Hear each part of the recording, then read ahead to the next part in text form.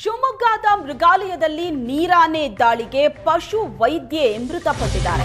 ನೀರಾನೆ photo ತೆಗೆಯೋದಕ್ಕೆ ಹೋದಾಗ ಏಕಾಏಕಿ ದಾಳಿ ನಡೆಸಿದೆ. ಶಿವಮೊಗ್ಗದ ತಾವರೆಕೊಪ್ಪ ಮೃಗಾಲಯದಲ್ಲಿ ನಿನ್ನೆ ರಾತ್ರಿ ನಡೆದಂತ ಘಟನೆ ಇದು. ಮೃಗಾಲಯದಲ್ಲಿ ರಾತ್ರಿ ಪಕ್ಷಿಗೆ ಚಿಕಿತ್ಸೆ ನೀಡೋದಕ್ಕೆ ಡಾಕ್ಟರ್ ಸಮೀಕ್ಷಾ ರೆಡ್ಡಿ ಹೋಗಿದ್ರು. ಚಿಕಿತ್ಸೆ ನಂತರ ಅಲ್ಲೇ ಇದ್ದ ನೀರಾನೆ ಫೋಟೋ ತೆಗೆದಿದ್ದಾರೆ ಪಶು ವೈದ್ಯೆ. ಫೋಟೋ ತೆಗೆದ ನಂತರ ಏಕಾಏಕಿ ನೀರಾನೆ ದಾಳಿ ಮಾಡಿದೆ.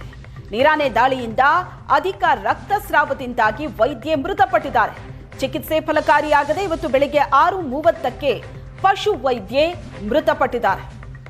ಗುತ್ತಿಗೆ ಆಧಾರದಲ್ಲಿ ನೇಮಕಗೊಂಡಿದ್ದ ಪಶು ವೈದ್ಯೆ ಡಾಕ್ಟರ್ ಸಮೀಕ್ಷಾ ರೆಡ್ಡಿ ಪ್ರಕರಣದ ತನಿಖೆಗೆ ಅರಣ್ಯ ಸಚಿವ ಈಶ್ವರ್ ಖಂಡ್ರೆ ಆದೇಶ ನೀಡಿದ್ದಾರೆ.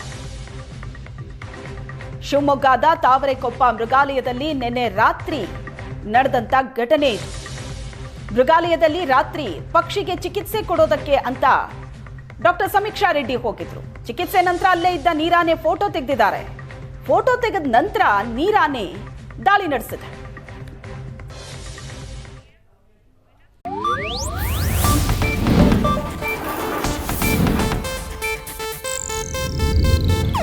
ಇದು ಏಷ್ಯಾನೆಟ್ ನ್ಯೂಸ್ ನೆಟ್ವರ್ಕ್ ಪ್ರಸ್ತುತಿ.